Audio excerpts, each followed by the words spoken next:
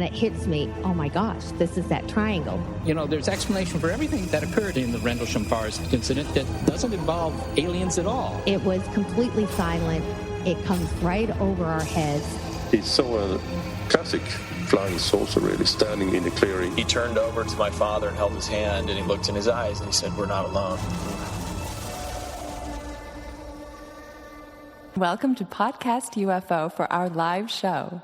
We're live every Wednesday at 8 p.m. Eastern Standard Time on podcastufo.com. During the show, feel free to participate live in our chat room. And don't forget to like us on our very active Facebook page. Hello and welcome to our show. I'm Martin Willis, your host, and I'm coming at you live and jet-lagged back on my mountaintop in Maine.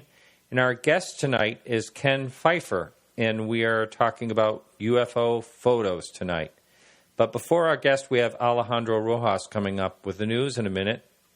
One thing, I don't think I've ever talked about future guests coming up on the show, but I'm really thrilled about this one next week.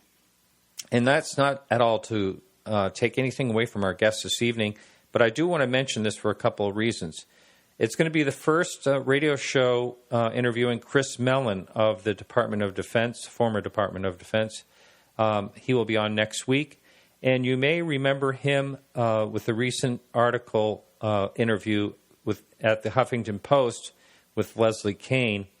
And that kind of went viral. So he will be on June 1st, live next week. You are welcome to call in during that show, as always. Use the chat room for questions, or you can even email me some questions at martin@podcastufo.com.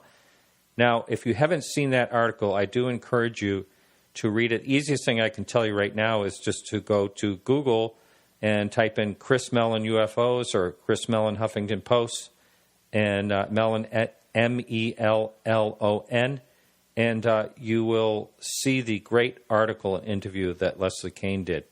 So anyway, that's coming up next week. Pretty excited about that, and also excited about our show this evening.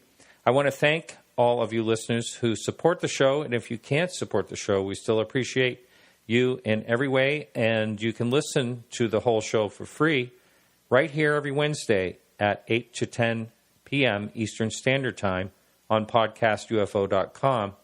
There's also a chat room there, and we also run the full show as a podcast on the Dark Matter Digital Network on Thursdays at 10 to midnight Eastern Standard Time. So, Alejandro, how you doing? I am doing well. How are you? Good. Like I said, a little bit jet-lagged, but just a couple of days I'll be back to normal. Hey, I got this great interview with that Chris Mellon guy that I'm posting on Monday. I hope you can catch that. Yeah, that's nice of you. Yeah, you scooped him. Yeah, you got him. So that's really exciting, though. It seems like a great guy and well versed on UFOs. So that ought to be really interesting. Yeah, there's things I want to say now, but I just I have to really save it because it's he's told me some things that are really interesting, and it's going to be a show that no one wants to miss. Mm-hmm. So wow, this is so crazy that just a couple days ago I'm talking to you and you're allegedly in Russia. That's right. But now you're back allegedly in Maine and you sound the same. I know. It's just like, did they really land on the moon? It's really hard to know. I know. Yeah. And are you really just like down the street here or in a van? Yeah. Like with headphones and... Well, I love it. My headset that I brought to Russia cost $49, and my equipment in my studio is, more than 20 times that amount, and they sound the same. Yeah. Oh, well, what are you going to do? Yeah, what are you going to do? I hear you, brother. Yeah. So what's going on out there for the news? Oh, there's all these UFOs and stuff. Would you like to elaborate on any of those? Sure.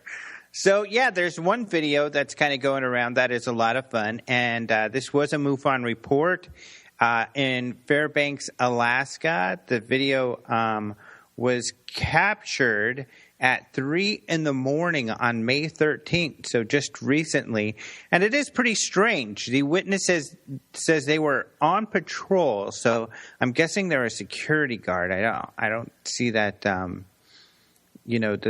they say necessarily. And saw this strange light. The person says the light was moving around strangely. And he even said that it messed with his head. He had to shake his head because he couldn't focus on the light. But more interesting is the video, because the video does show this light, and it's just kind of a light. I don't know that the light itself was that interesting, especially because the person's moving. Hard to tell the movement of the object. But then it kind of breaks into several pieces. Other lights come out of it and float off, and it's really strange. I don't know that I've seen a video like this before, and I'm not sure what it was. Yes, I've been hearing about this, and because I've been traveling, I haven't seen it, but I've been hearing about this, and there's a lot of talk about it. Yeah. So, and it kind of reminds me. I had Erica Lukes on the show last week, and I talked to her about her first sighting, and sounds similar. She said it was up orange orb, and things were dropping out of it. Mm-hmm. Yeah, I have heard. I've heard anecdotally other sightings. Of course, the Rendlesham Forest famous sighting. They saw an object that. Colonel Holt even out in the forest there in the UK, but at a U.S. base. He saw with a bunch of other guys this object move through the forest, and then it broke into several pieces, right. And these objects all flew off, kind of like what this video is depicting. Now, I suppose it could be fake, and it would be smart to do it in a subtle way like this video is, but I don't know. It looks to be genuine.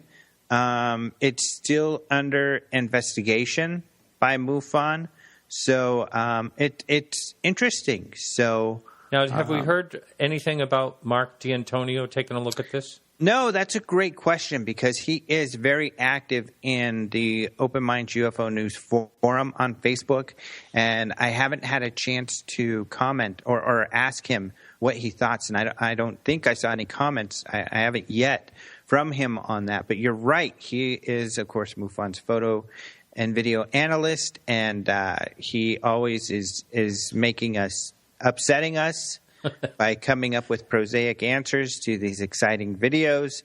So I'm really excited to see what he has to say. Yeah.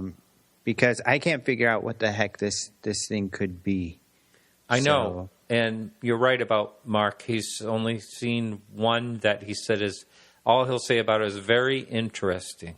Mm-hmm. He won't even say, he won't really commit to it. But yeah, he does often find, and he's, as far as I know, he's quite right on those. Yeah, I mean, I used to go to him and be like, come on, okay, look at this one. What's this then, smart guy? And he would come back and be like, there's the most exciting one was even just a few months ago. And he happened to be out here speaking for Phoenix MUFON right before I got a copy of this photo. And I think it was sent from Lee Spiegel. And I was like, okay, yeah, this is one of them. What's this, buddy? And he looked at it and he said, I don't know. But, just looking at really quickly, I think it might be a water droplet. Oh, yeah. And I was like, oh. And he pointed out a couple of things, and it's like, how did I miss that? Yeah, I think you got it. And sure enough, after further analysis, he was correct. But yeah, that was, which is usually the case with this guy. Yeah, yep. His and people like him can make like an instant assessment. Like it's just like, well, because they've seen so many things. Yeah, yeah. And especially with his work he does with the special effects and all. Right. So he does some exciting special effects. In fact, he, it's a Doug Trumbull's project, who's a special effects guru. They did the Apple commercial for the iPad Pro. So the iPad Pro was a big deal because it's a bigger iPad and it's more powerful. And the commercial is really cool with all of this kind of space stuff. And yeah, they made that. And Wow. their stories about how they make these things are pretty incredible. But it's a really cool commercial. Wow. Haven't seen it. Wow. Yeah, you have to check that out. Will do. And what else do we have happening out there? Well, we have another photo, and this is they say it was a triangle shape, and all you see in the image are a couple of bright lights, but it's kind of an interesting case. This one's from Charlottesville, Virginia. Again, this was recently. This was May 21st. The video was taken at 9 p.m., and the witness and her husband in this one were driving home, and they pointed out some object in the sky, and they said they saw this big triangle UFO hovering over the road, and they took a picture, and they did get a couple lights in the picture, so yeah, people can take a look at that. But that's another interesting sighting recently. Wow. Have to check that one out. Yeah. So, but there is one more, I guess, news story that's out there I want to talk to you about. Good. Okay. We talked a little bit about it before, but I figure since people are seeing it out there, you and I ought to talk about it. I haven't written on it because it's another non-story, in my humble opinion, which is, I guess Steve Bassett was in the UK, and we've talked before about how these UK tabloids are doing a terrible job about covering this topic. In fact, right now they're jumping on these secure team videos, 10-team videos that are hoax videos all the time. So they like to post these hoax videos. But Steve Bassett was out there visiting. And Steve Bassett, if you've met him or you've seen him lecture, like I have at least once a year for the last 12 years or so. And every lecture he says, they're going to release the UFO files in just a couple months, or it's going to be this year. And he's always said that. And unfortunately, it's never happened. But sure enough, during his visit, he said this, and they made a big story out of it. So they write this story, big headline, Obama's going to release the files. Oh. And so this has kind of gone viral out there, and lots of people are posting it and everything. But, the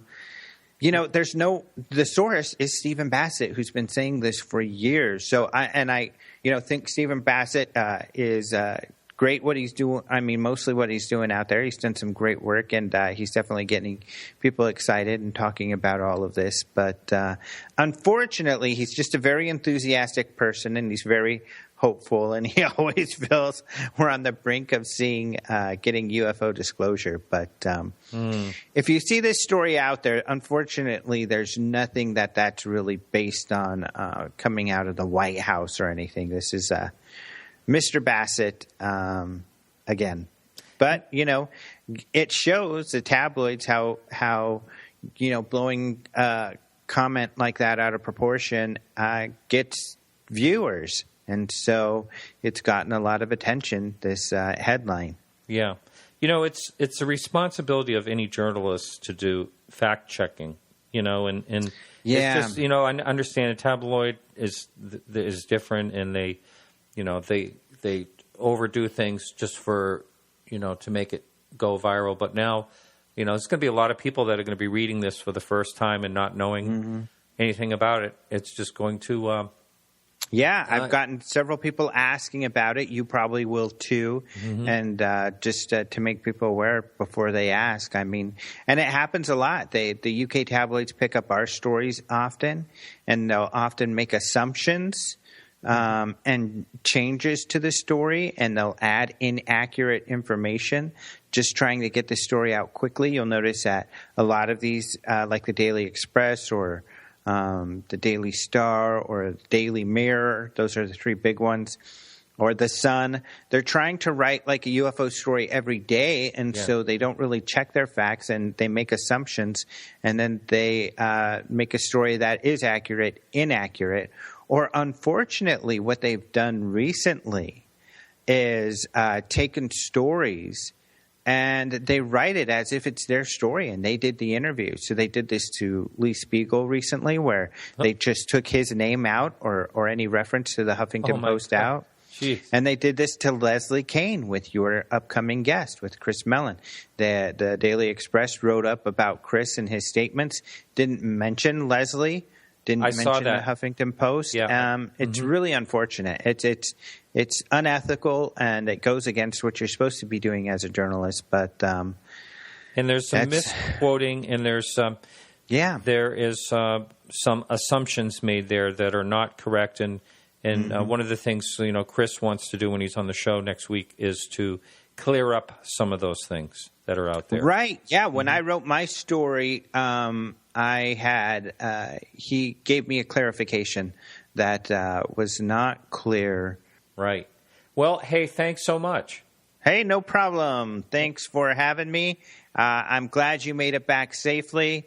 I hope you're enjoying yourself and in your alleged home in Maine. That's right. I'm actually on the dark side of the moon, but don't tell anyone. I knew it. All right. Okay, so just a little bit about our guest real quick. Ken Pfeifer is Chief Investigator for MUFON, New Jersey, and State Director of MUFON in Vermont and Rhode Island. Ken was 16 years in the military, and in 1991 he was a veteran of Desert Storm. He is also a private pilot, a ufologist, editor, and founder of WorldUFOPhotos.org and WorldUFOPhotosandNews.org.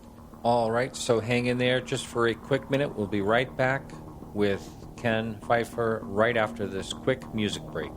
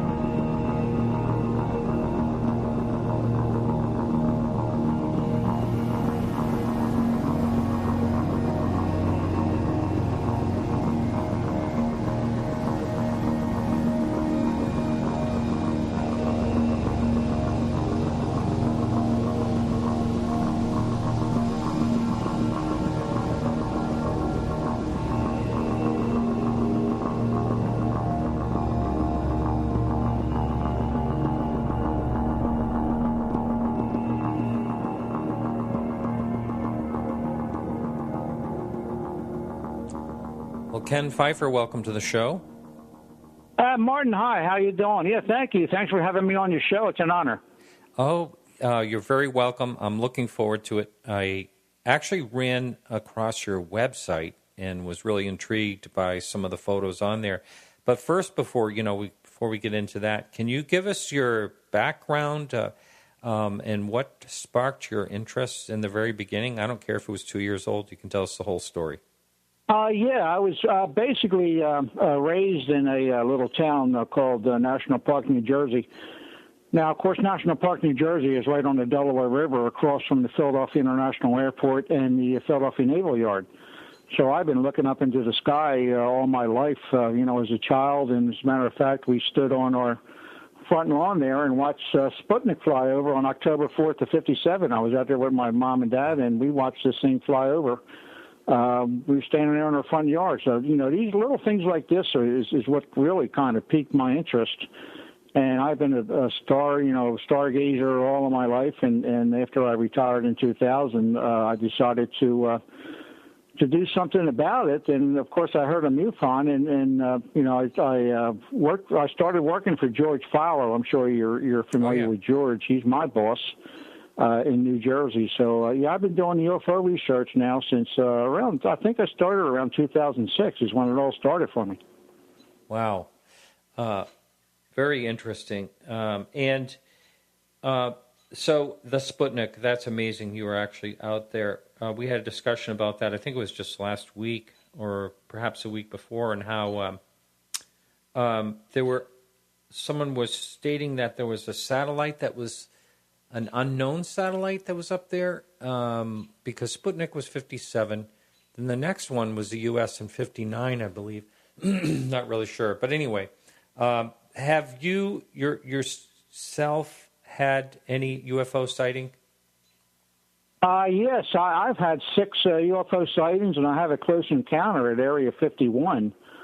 I have a couple of sightings here I'd like to talk about, if you don't mind. Yeah, sure, absolutely. Yeah, now I had a sighting here. Let me see. I have one here. This was my first sighting it was autumn of 1974 is really the first time that I saw something definite that I knew was I'm not going to say UFO. I'm going to say alien crafts because you know everyone knows what everyone's thinking when they say UFO, and it's a shame MUFON won't let us say this. They especially when we classify our cases that we investigate, we have to put down unknown. We can't even put down UFO or alien craft or anything, but I'm hoping that changes someday. But it was around autumn 1974. I was on Route 295 in the Brooklyn, New Jersey area, which is really not far from the Delaware River, and it's within the TCA Terminal Control Area of Philadelphia International Airport. So, Brooklyn's very close to the airport there. And this was my first sighting that I'll never forget. It was around 3 a.m., and a friend of mine was driving, me and a friend was driving south on 295, and of course I was a passenger in the car and had the opportunity to look around as I usually do, when all of a sudden we just exited an overpass. We came under an overpass, and at the old Al Joe's bar in Mount Ephraim, an eyewitness it was a very large bluish-green disc just above the low overcast, and I would guess that the cloud ceiling was around 300 feet, and the brightly lit object was just above it. I could easily make out the round shape of the craft, and before you know it, it was gone. We did lose sight of it because we were driving the other way, and I shouted to my friend Merle, and he did not know what to say. After convincing him that I really did see something, we drove around until the sun came up, looking for the craft, and I remember it like it was yesterday, and the next day in the local newspaper, I believe it was the Woodbury Times back in 74, there was an article about some Deptford police and a few other witnesses seeing the object in the sky. So, Deptford is right there in the area. So I was relieved to see that others saw the object too. And like I said, I've been a stargazer most of my life, and this is one encounter that I'll never, I consider this a close encounter. Anything within 500 feet is what they consider a close encounter, and this really piqued my interest, as you can say. I'll say it's amazing how different people are affected in different ways when they have, and it just doesn't have to be a UFO sighting. It could be something like what appeared to be a ghost or whatever. Some people are curious like myself and want to know more, and then other people it doesn't seem to phase too much. I'm kind of shocked as I go through and talk to different people and their reactions about it. Or yes, it is really strange how people react to seeing a UFO. Some of them are excited and hyperventilate, and other ones just they just shrug it off. And quite frankly, I think a lot of these people just don't want to believe it. So they just try to forget it. And like it never happened, essentially. And it's like anything else. If there's a car accident in front of 10 witnesses, you're going to get 10 different stories of what happened in the accident. And it's the same thing with people reporting UFOs. And I take everyone's sighting very seriously. We get very, very few hoax in our investigations, and you can usually pick them out right away. I believe the witness. I have to, I have more to gain by believing a witness than by not believing a witness.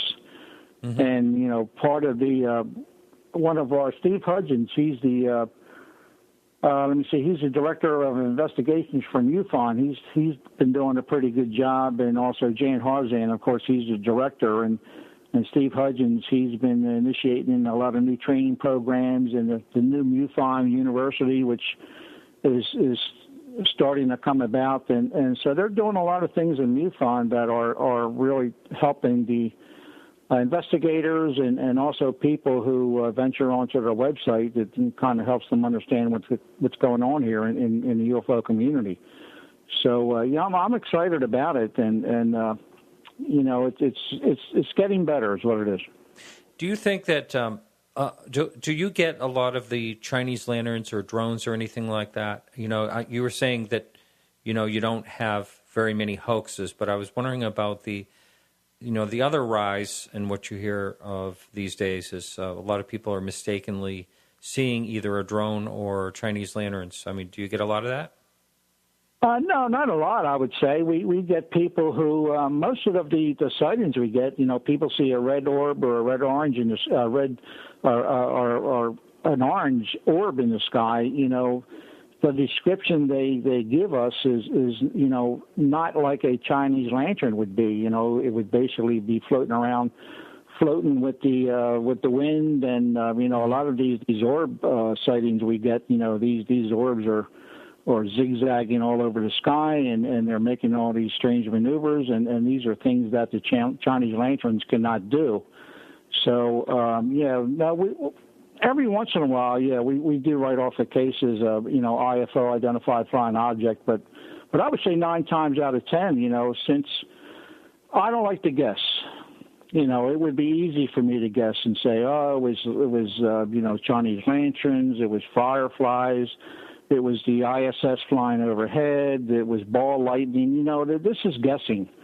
And if I have to guess it at what a witness saw, you know, I have no other choice but to classify a case as unknown, because, you know, I feel I have to, you know, I have to prove that these people have to prove what they saw, essentially. So a lot of our cases, especially myself, I write them off as unknown because I'm not going to guess about it. You know, I'm not. I don't. It's unknown. I don't know. So it's that's the way I approach investigating for MUFON.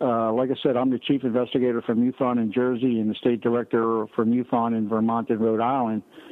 And that's what I feel MUFON has to do is train a lot of our investigators to approach an investigation like that. You know, if you have to, you know, prove to me it was a plane, or prove to me it was a Chinese lantern, you know, but don't guess, you know, and that seems to be one of the main problems that MUFON is having, because we have too many investigators out there all over the United States that are guessing and writing a lot of these sincere and legit sightings off as identified flying objects, and I think it's a shame.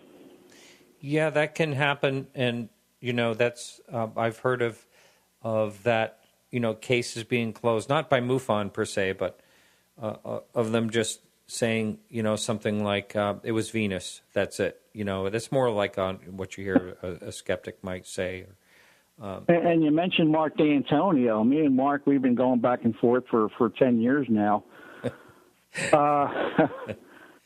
It's funny, when I first started my World UFO Photos, right now it's the largest in the world. As a matter of fact, in April I got 233,000 views in just April alone. So, you know, wow. My numbers are rising. Yeah. And when I first started that website back in 06, 07, I was excited about it because I was kind of sick and tired of going to a dozen different websites to find photos. You know, I'm a show me kind of guy. You know, you show me. You know, I don't want to hear a story. Show me a photo and then tell me the story. And that's the way. That's what I like. Now, so I was excited about starting this new website. And what I did is, of course, I cannibalized all of MUFON's photos and UFO casebooks and every UFO organization out there. I just downloaded their photos and put them all on one website, and I was excited, and I knew Mark D'Antonio was their specialist over there at MUFON, so I sent him my link, you know, worldufophotos.org. You know, Mark, tell me what you think, and I just couldn't wait for him to get back to me about it. And he, you know, this was the first 800 photos, and these 800 photos were, you know, I picked out the best photos, the ones that I thought that were legit. These were the ones that were so-called supposedly proven to be real. And he told me that he says, well, Ken, I can explain every one of them. So this let the air out of my balloon. But at the same time, I'm saying to myself, there's something definitely wrong here, and I'm not quite sure what it is. So I'll leave it at that. Okay. I consider Mark a friend, but I have had conversations with him before and was shocked at the fact that he just doesn't think that any of these are legit in any type of way. I mean, he is very sharp, and he did. Just a quick funny story. I was going out to Phoenix with a friend, and she took a picture out the window at the desert, and on my window was a little piece of grass at an angle, looked like a perfect disc. You look at the picture, looking out toward the desert, and you see a disc. And so she showed me the picture, and I'm looking at it, I go, you got to be kidding me. This is really something. And, even fooled me, and I showed it to him on my cell phone. While we were both in Phoenix, I showed it to him. I go, what do you think of this? And he goes, gee, if I had to guess right now, I'd say there's something on your window.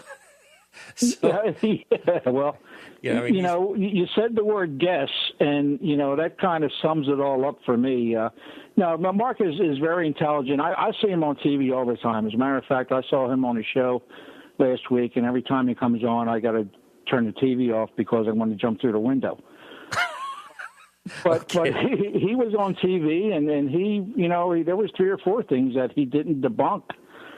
And I believe it was the moon, a lot of findings on the moon thing, and I was kind of impressed by that. But Mark is on all these shows, and he knows what he's doing. He's a professional, but guessing is guessing.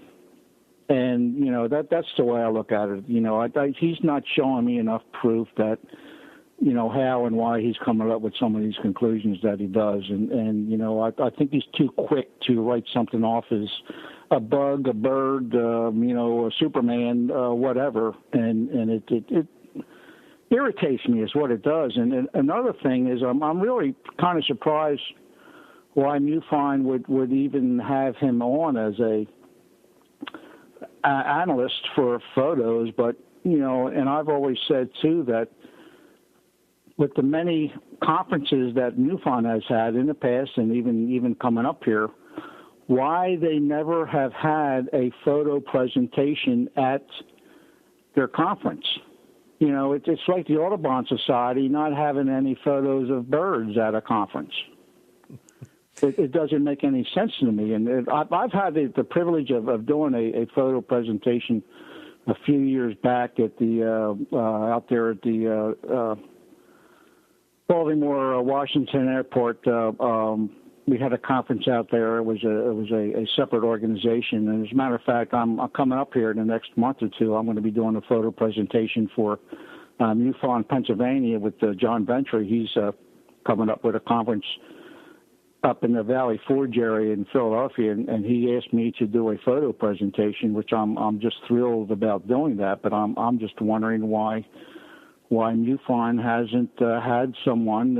I guess they sure as heck can't get Mark D'Antonio to give a photo presentation because there'd be really nothing to present. You know what I'm saying? It's very puzzling to me, and I'm hoping that of course I volunteered. I help MUFON asked me to come out and do. I could do a 2-hour photo presentation that would knock your socks off, with stories and everything else. And, of course, a lot of these photos, a lot of witnesses submit a lot of photos, great photos, but there's really no story behind them. Of course, some of them the camera captured. And that's another thing that I'm kind of surprised with MUFON is some of these cases where the witness captured an object, their camera, I should say, captured an object.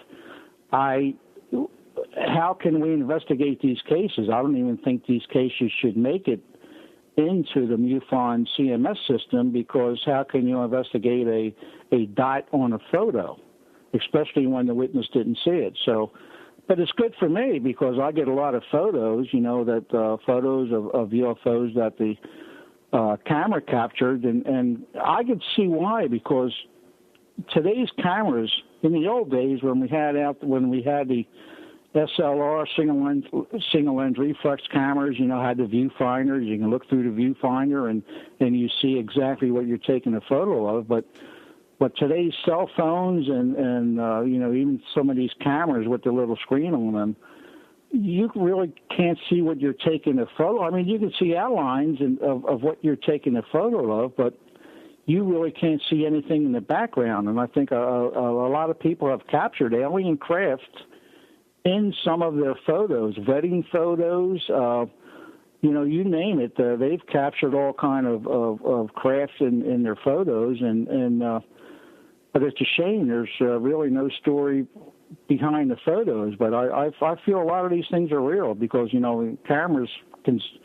some cameras can see what our eyes can't see, and I think some of these cameras are picking up a lot of good things, especially today's cameras that all the kids have, the phone cameras, and they have between 10 and 20 megapixels, and you can take a dot on a picture and enlarge it, and you'd be surprised of the strange objects that are in these photos. Right. By the way, anyone could call in, and there is one question up on the message board. People can ask questions on the message board too. The number to call in is 603-967-4030. Now, I had a conversation with Dr. Bruce Maccabee, I don't know, maybe a year ago, and I do recall him saying the number one important thing is the witness, and the photo is secondary, and I just wanted to hear what your opinion is on that statement. Oh yeah, well, no, I can agree with that. But like I said, a lot of these people are we believe the witness. I believe the witness, especially if they're reporting, if someone is got up the nerve to report something that they've seen in the sky that they've never seen before, you have to take them serious. And with the questionnaire we have, when I investigate a case, we have a very long questionnaire. We have ages, birth dates, occupations, high school, college. We have a very long, detailed form that these people are filling out. And quite frankly, a lot of them are in their 50s or senior citizens that are reporting these things. And, I have to take the witness at their word when I'm investigating something. And, of course, a good photo is a great attachment if they do have a photo of something. But 9 times out of 10, we're basically only getting statements from witnesses. And sometimes the videos and sometimes the photos they send us are just the worst. I mean, I don't even look at the videos anymore because, 9 out of 10 videos are, you have no idea what this person tried to video.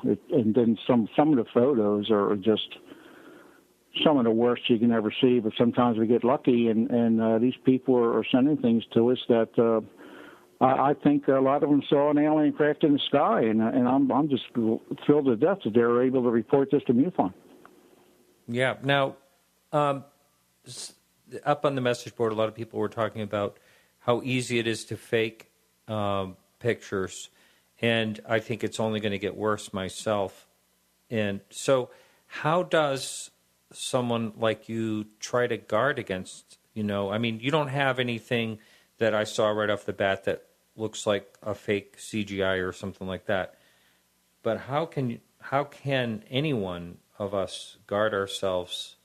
It's going to get even worse as time goes on. Well, first of all, most of the people who even say the word CGI, it's CGI, looks like CGI. These are basically, I feel a lot of them are debunkers hiding in plain sight, or these are people who just don't want to believe. Mm-hmm. They just don't want to believe it. So they just write it off as, it's fake. It has to be fake.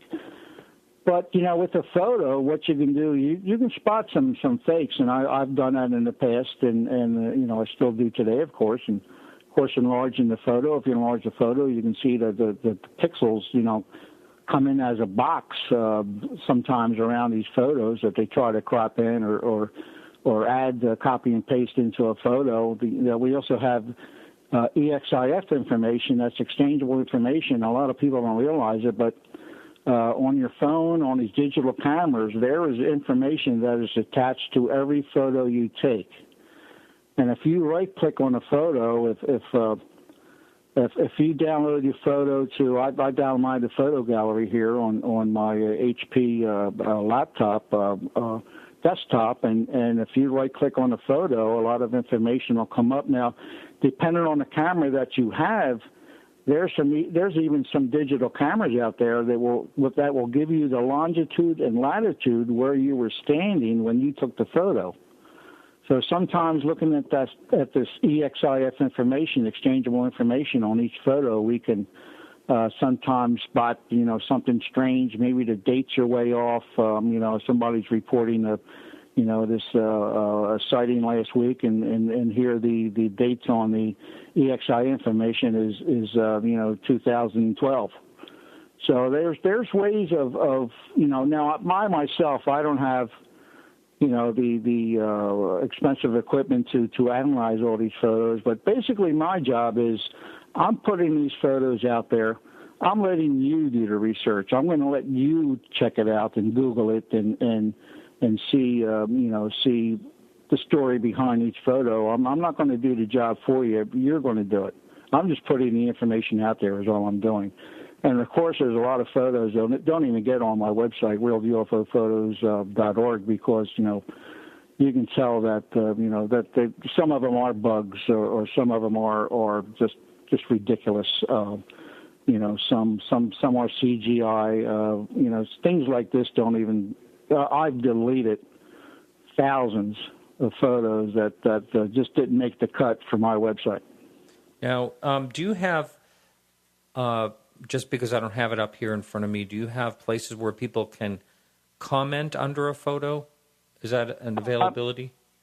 Yes, on my website, you can you comment on worldufophotos.org and my worldufophotos.news.org. Yeah, I have comment sections there where, you can put, and all my comments are positive. It's very rare that I get someone that says, "Oh, it's CGI," or "You're stupid," or it's funny.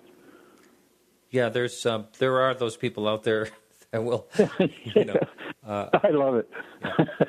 Yeah. So now in our show notes, the person listening now, or if you're listening later as a podcast, you can go to podcastufo.com and see the show notes for this show. And if you click on the link. If you're live right now, if you wanted to click on the link, the chat room will stay there. It'll say read more, and you can see all these other images. We're going to be talking about some of those. So if the listener live right now would like to jump in by clicking that read more, the chat room will still stay there. So on these pictures that you sent, now I'm sorry they're not up there under order. I just didn't have time today to put them in order. Well, you just give me the number of the photo, and I can I have all the information here on my computer system, so they don't have to be in order. So Now, someone asked earlier if you thought that we actually landed on the moon. That was just one of the questions we had. In today's world, yes. But I don't think we did back in 669. I don't think we had the technology to do it. As a matter of fact, on worldufophotos.org, I have a moon gallery, and I have tons of information on there, tons of photos debunking this whole moon landing. I just don't think we honestly. Maybe I'm sure today we do. Who knows what we're doing today on the moon or the dark side of the moon? But with even when I saw the landing on the moon in '69, I was 19 years old, and it's something I'll never forget. But I've always walked away from the videos that they presented, the movie, the video they presented about the moon landing. Even when it happened, that that the surface of the moon was they tell us it was a very powdery dust, like almost like a talcum powder type of a surface. And when this pod landed, when the eagle landed, and the thrusters and the jets and everything were exploding on the ground, basically, trying to slow this vehicle down to land. I mean, I would think that there would be a cloud of dust that would have been in the air for a long time. And then when he, walks down off of the ladder there and says, "This is the first step for man," blah, blah, blah, he steps into a 2 inches of talcum powder surface. And I'm saying, how the hell is that possible? That's the number one thing that kind of made me disbelieve the whole thing. I think there was just too much pressure. Kennedy, he promised we'd be on the moon by 1970, by the end of the decade, and the Russians had Sputniks flying around in the sky, and we were trying to beat the Russians at trying to get a man in orbit, and quite frankly, I think they faked the whole thing. Wow. Okay, well, I think we're going to have to disagree on that one, but that's we can move on. I've actually, you can actually see one of the lunar landers on the moon. There's. Oh well, now I'm saying today. Yeah, I know it's hard to believe we can go to the moon without a problem, and it's hard to believe with the technology. Crazy to you, but maybe they're dropping all this crap on the moon, trying to cover their asses that they never went. Okay, all right. That's the way I look at it. I've actually had a number of conversations with Alan Bean, number 4 on the moon, and he deals with this all the time. With people that have your opinion, and he says, I'm through trying to convince anyone. I know where I was standing, and I know what it was like. I was there, and he's now an artist, and actually has taken some of the moon dust that he had on his shoes that he was not supposed to take home, but he did. He's actually put it in some of his paintings. But Alan Bean, great artist, actually. Anyway, that's cool. Yeah, no, I respect anyone who believes that we went to the moon, but I think a lot of people just don't want to believe that we didn't go. And like I said, look on my moon gallery at the worldufophotos.org, and there I got some dynamite stuff on there that kind of shoots this whole thing down, I think. Okay, all right. And so, how have you talked about this? I know there's there's a lot of controversy, and but have you talked about this like publicly and have debated anyone on this issue?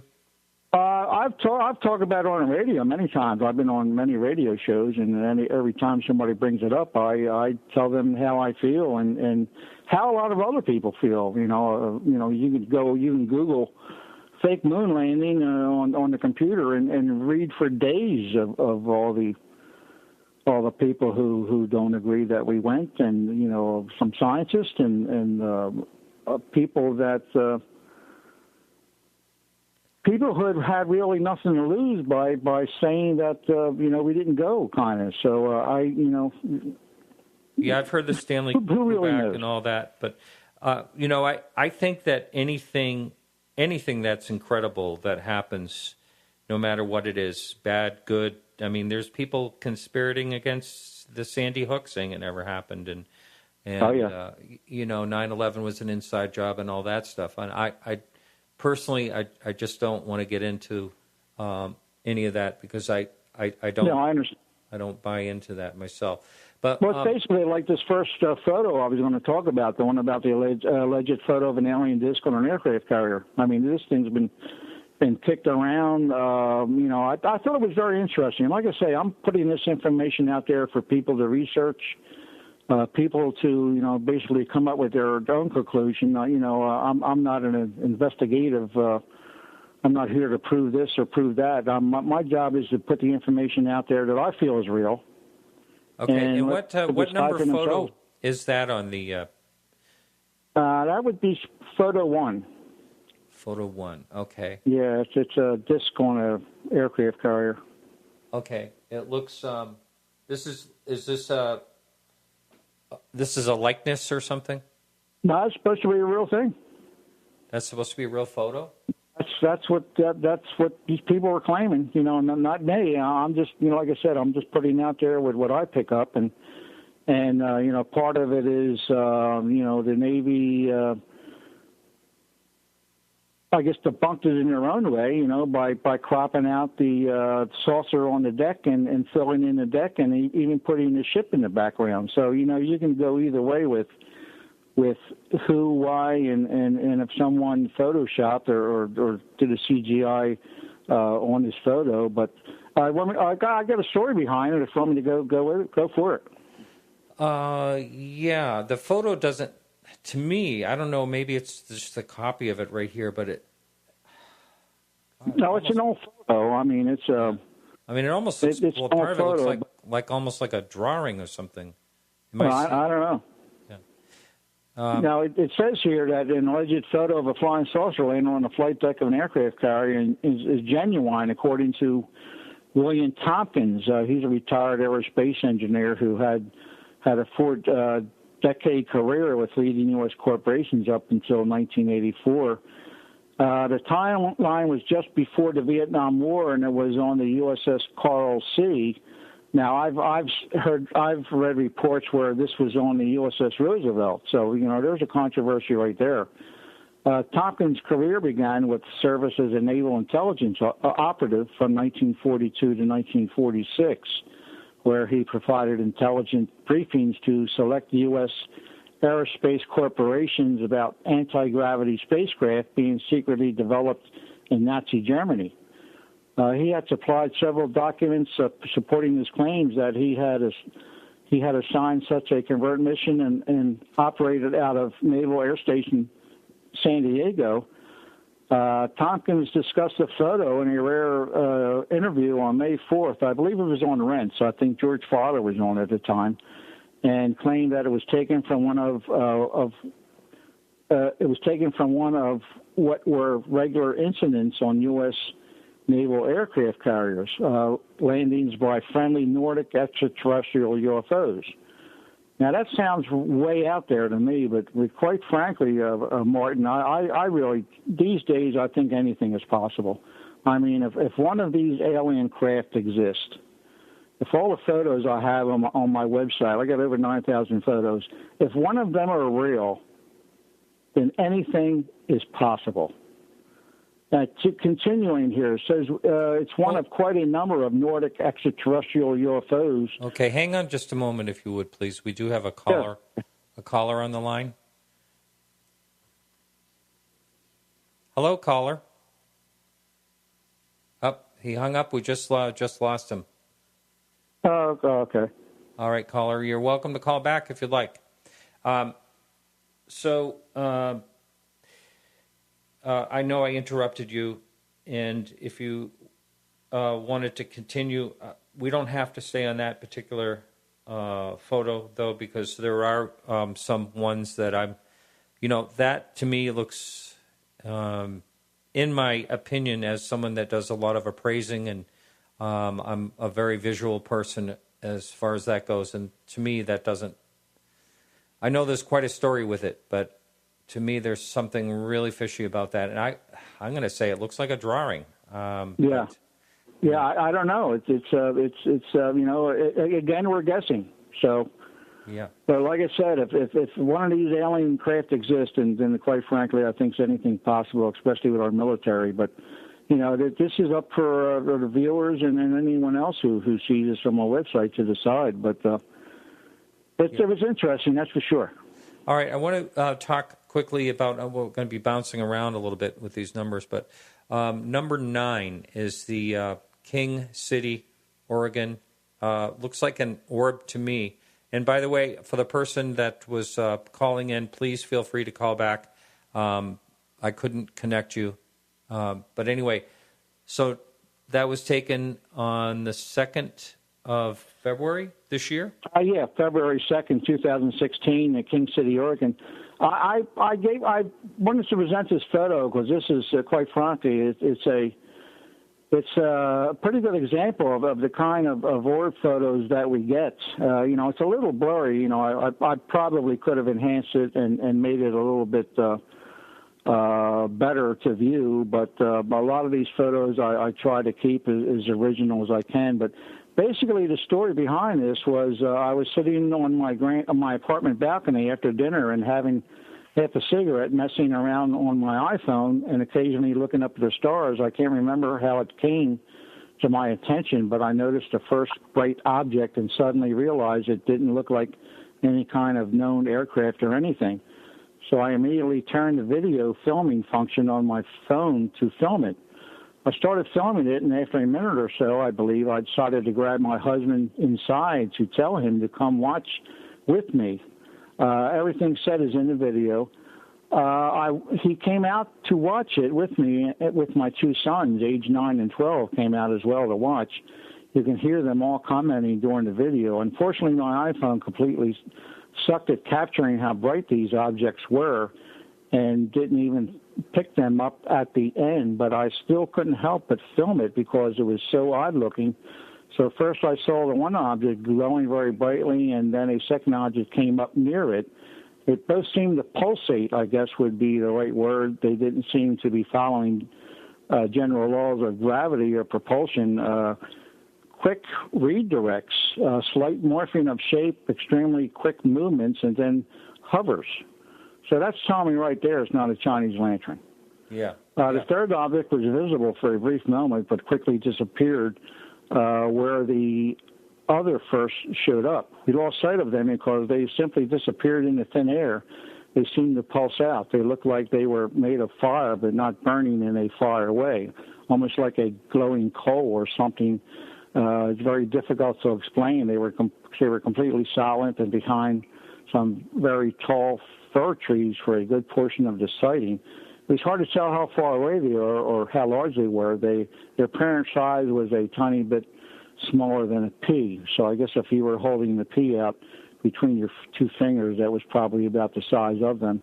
They seemed to glow a different shade of reddish orange inside the center of the darker outer glowing shade, but I could not identify any structural details aside from the illusion of a spherical shape that slightly morphed several times into a less perfect sphere shape. I felt excited to see these things, and my son and husband were very interested as well, and we were interested in what they may be, but none of us had any idea that other than being UFOs. So, this was an interesting photo I thought I'd present. Yeah.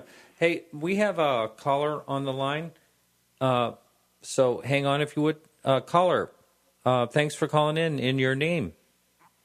My name is Angel Espino. Oh, Angel. How you doing? That's right. I told you to call in. I forgot all about that. So, Angel, this is for the listening audience out there. I am joining Angel's network. And what's going to happen for all of those you in the chat room right now and listening live on my website, don't panic. Nothing's going to change. The player will be embedded. I'm just not going to use my own streaming service anymore. The player for the station will be embedded right where this player is right now. And what's going to happen though? It's going to be over on the network. There's going to be another chat room over there. There's an active chat room on Skype there, but I don't want to confuse the live listener who's been dedicated to listening right here. So, Angel, why don't you talk a little bit about the network? PSN Radio, it's been around for about 7.5 years, and we're just very excited to have you on board with us, my friend. It's great news to hear that you finally are coming on board and joining this great network. And nothing's going to change for your audience. Again, like you said, if they're used to already being in the same chat room, they're going to be in the same chat room. We're just trying to make it, all much more entertaining and much more fun for them, and hopefully they enjoy the change. Yeah, so like I said, it's been on for 7.5 years now, and we got some of the best talk shows on the internet.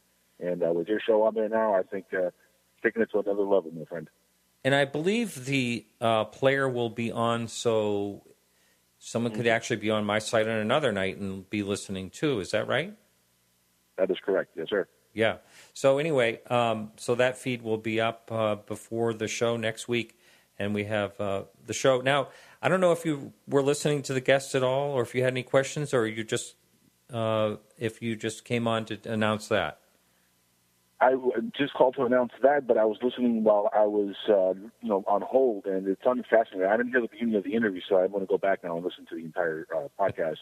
And it sounds like it's fascinating. You guys are talking about. All right. Well, hey, thanks so much, Angel, and looking forward to joining your station next week. It's the same time, 8 to 10 Eastern Standard Time. So nothing is really changing for the live listener, and so thanks again, Angel. I appreciate it. Welcome on board, my friend. It's a pleasure and honor to have you on PSN Radio, and can't wait to work together with you. And hopefully the audience loves what we bring along with you for the future. Right. Okay. Excellent. Thanks a lot. Take care, my friend. All right. Night, everybody. Take care. Yeah. Thanks for your patience for that. And so, it's going to be on the same time and the same channel. Hi, Matthew, and the message board. All right. So that is an interesting looking picture. And so just going back to how what made you start these two different websites, and what is the difference between the two? Well, my worldufophotos.org, it's just photos. I have many galleries on there. Many of my discoveries, I have a ton of discoveries on the Moon, Mars, and Saturn, things that I have went to the NASA websites to go to find their high-definition photos, which is easier said than done. It seems to me like NASA has 100 websites, and the trick is going to the correct one in order to find the real good high-definition photos. And I've even went to some of NASA's websites and started, found the good high-definition photos and tagged them and tagged them in a way where I could, there's thousands of them, and tag them in a way where I can go back to that website and can continue on, looking at these photos. It may take, sometimes it takes a good 8 or 10 hours just to get through one photo. I mean, that's how high definition, you're trying to basically go down into the photo as far as you can to get a good view of the surface. And the crazy thing about it is that same website, a week may go by, and I'll go back to that website to continue on looking at some of the photos where I left off. Then the website, it all changed. Everything is it's different. Or the photos are they're all mixed up now. So I have to kind of start from scratch to find some of these. To make a long story short, they're making it very hard for the normal person like myself to view these photos and enhance them and investigate them, basically. Yeah. Now, what about the usage of any of these photos? Is it I have a disclaimer on my site that, according to the U.S. Copyright Fair Act, that, these photos were taken from the Internet, but if there's any infringement, then feel free to tell me, and I'll remove it. That's what I have basically on my site. I have the same. I have the fair use notice. The same thing on this site here. This is a nonprofit site. I haven't made I'm not selling these photos. I'm basically using all this information for, reporting the news, investigation, but if someone has found a photo on here that is copyrighted and they want me to remove the photo, first they have to prove to me that it is their photo. I'll be glad to remove it from the site just as a courtesy. Sure. Now my other website, my worldufophotosannews.org, I decided to start that up. Kind of give me a platform to put to add or publish the sightings that I feel are important. Some of my findings, some of the things that I found on the moon. And as a matter of fact, I have check out the Ken's Discoveries and Info. I have a ton of Apollo photos on there that has a lot of duplicates. It looks like that they cropped something out of a photo to try to hide something, and you'll find the same pair of stones or the same pair of indentations in the ground. I found hundreds of them just in the Apollo photos alone, which I get from. You can get them from NASA, but I've been very lucky just going to Google Moon and getting down there close to the surface, and you'll see where these blocks appear, and these are where you can click on that. You can go down even further, and this is a high definition photos that they have on the moon. Plus, they also have the photos from the Apollo missions that you can click on and actually be on the surface of the moon and be in the photo that's view the photo that they were taking when they were standing on the moon. And I have found a ton of errors and strange things like, how come there are no tracks from the rover? You have a rover sitting there in the middle of the photo, and how the hell did the rover get there? You can easily see the tracks of the astronauts walking around, but where's the tracks of the rover? There's some very strange things on that gallery, Ken's Discoveries, and if you get a chance, check that out. Okay. Let's see, there was another question I had. I remember you were thinking that the alien abductions, something about the hypnosis. What is it that? What do you feel about the hypnosis for people that are claiming they have an abduction experience? I know we're totally off the UFO photos just for a minute, but I remember that. No, that's something that. MUFON has been back and forth on the hypnosis deal. Should we hypnotize? Who's going to hypnotize? Should investigators be hypnotizing? Essentially, basically, right now, we have a licensed hypnotist, an investigator in New Jersey. He lives in North Jersey. He runs a police department up there in North Jersey, and he's a licensed hypnotist. And I give him my abduction cases. I've been involved in a couple of abduction cases. As a matter of fact, I've been involved with George Fowler. We have done hypnosis sessions in George Fowler's house in Medford, New Jersey. But the scary thing about this is I try to talk people out of it. I think it's a bad idea. I mean, why put someone through an experience that was probably horrifying to them? And the scary part about it, that is, it would be a shame for me be involved in a hypnosis session with a witness or be present at a hypnosis session with a witness, and the witness opens up Pandora's box and relives this horrible experience, and a week later they kill themselves. Yeah. That's part that frightens me, and the liability behind that I don't think MUFON should go there. This was not on a show. I was just talking to him casually, and I asked him if he had hypnosis, and he said just once, and he goes, and I'll never have it again. Yeah, I just got an email from Travis. He emails me every once in a while, and I knew Travis, and with that movie, what was the name of the movie? Something Fire in the Sky or something like that? Yeah.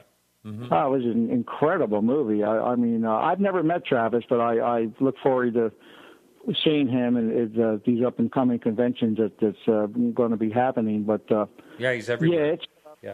I don't think it's worth the. I don't think it's worth it doing the hypnosis to a witness. What are we going to do with the information anyway?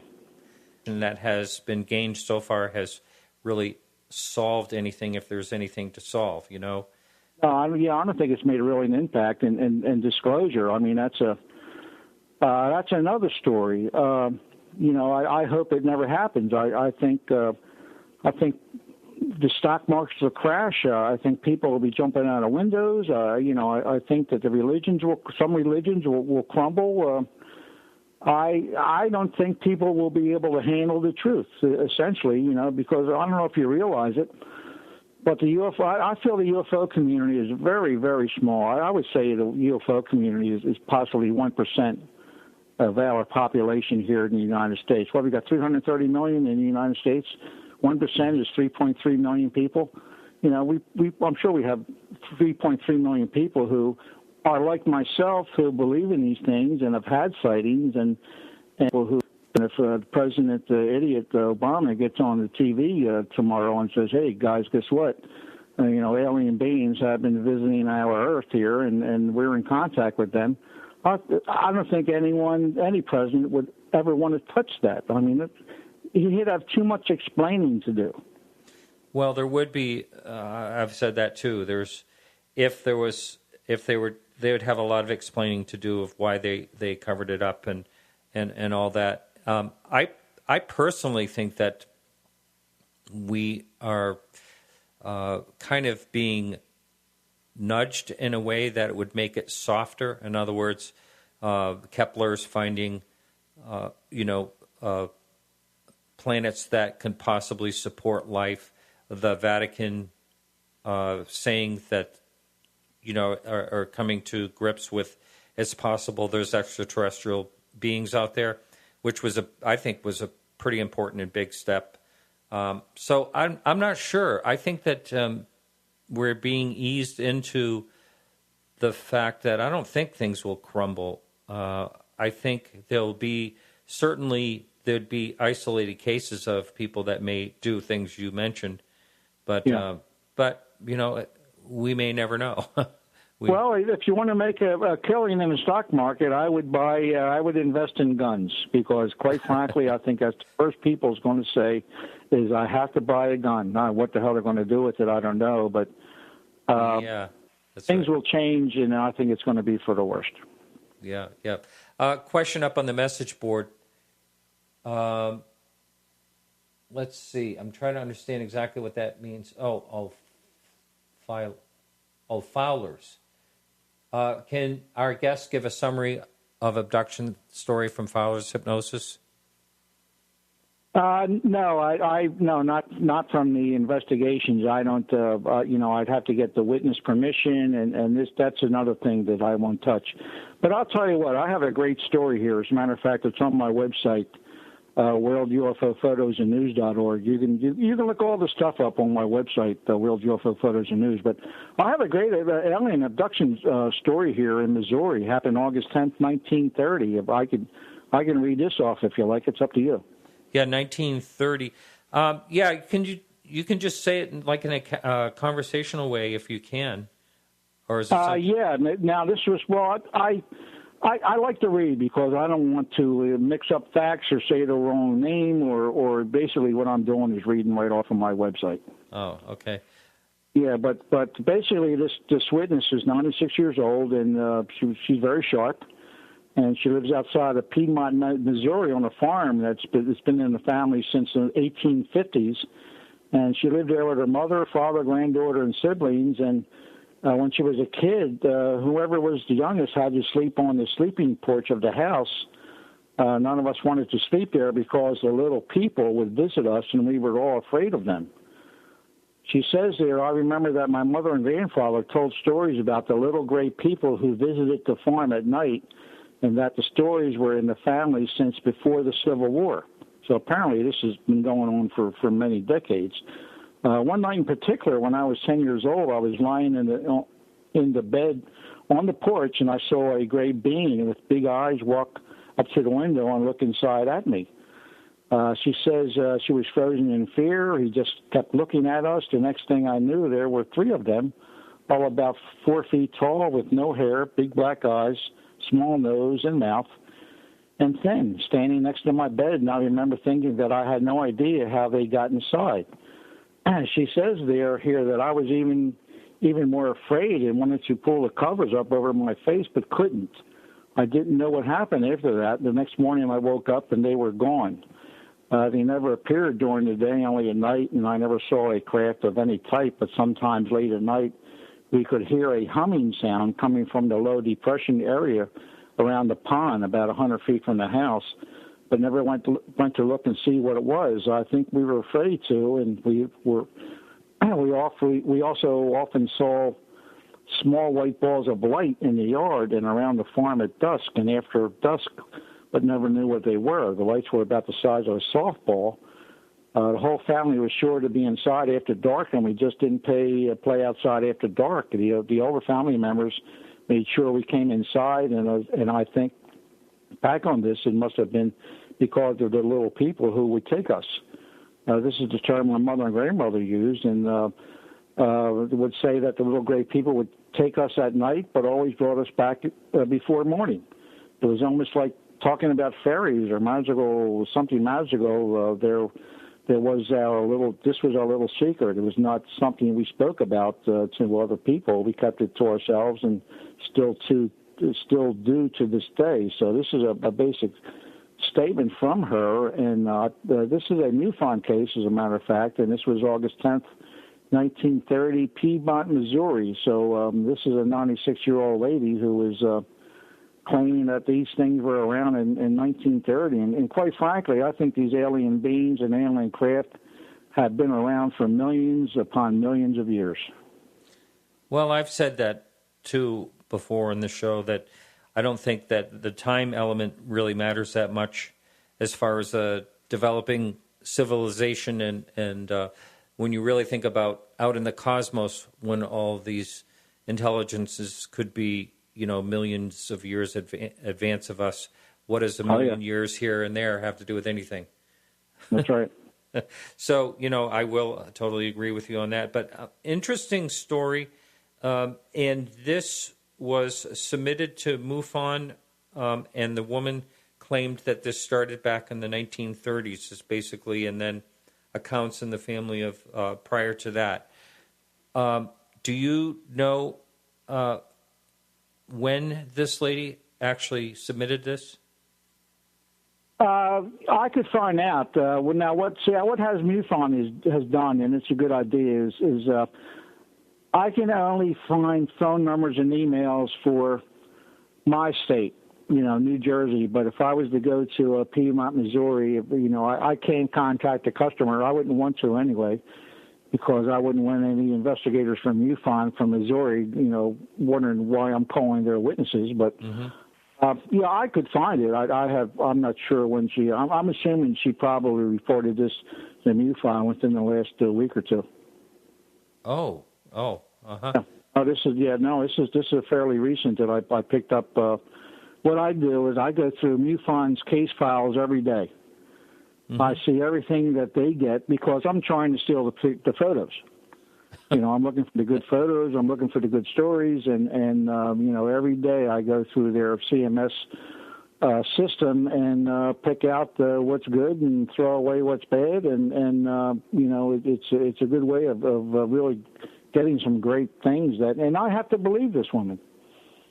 I approach it that she's telling me the truth, and since I'm sure these things exist, and like I said, everything is possible. Yeah. Now, did you go into any detail about your Area 51 story? Yeah. Now, I was with my wife. This was at the end of April. 1st of May, I believe it was maybe April 28th, 29th. We were celebrating our 30th wedding anniversary, so we went to Las Vegas for 7 days, stayed at the Luxor. And, we had a couple of days left on our trip, and, of course, I had all intentions of going to Area 51. This is when I was first starting to get into being a MUFON investigator, and I was all excited about it. So, we had 2 days left, and my wife even agreed to go out there with me, which kind of surprised me. But, we went out there in a rental car. It only took us about an hour and a half from Vegas to get out to the extraterrestrial highway, and we found Rachel, Nevada, where the little tourist trap there in Rachel, Nevada, which basically sits right on the boundary line of Area 51. So we found that place and went inside and talked to the owner.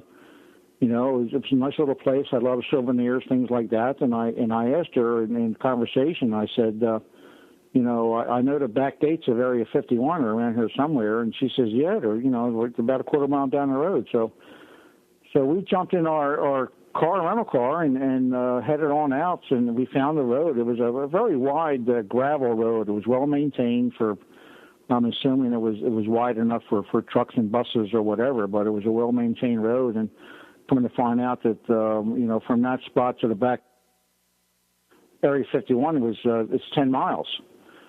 So we were in our car and we started out on our little journey here, and we were 5 or 6 miles into our little trip here to the back gates. And all of a sudden, a noise, something hit our car. I'm not sure, it wasn't a thump or a bumper or anything like that, but this noise, it was a very high-pitched, wavering noise, just blasted our car. I mean, this noise was ear-shattering.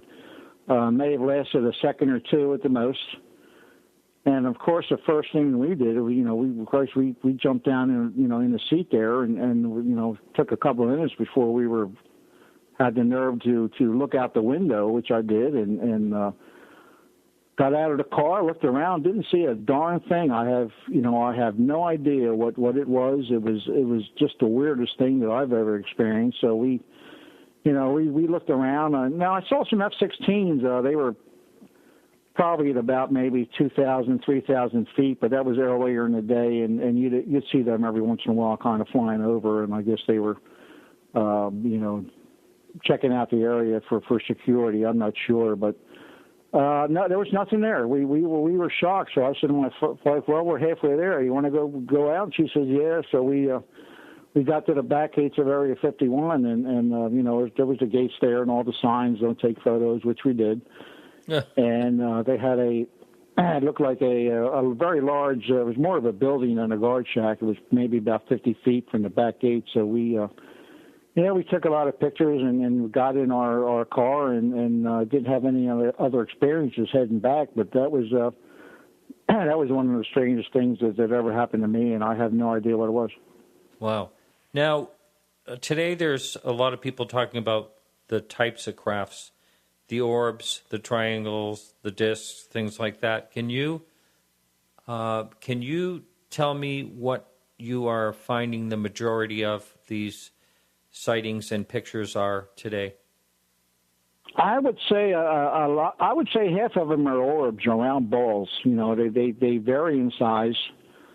The size of basketballs, even larger. We had talked to a woman there the other day. I've been doing an investigation here in Jersey. The same thing.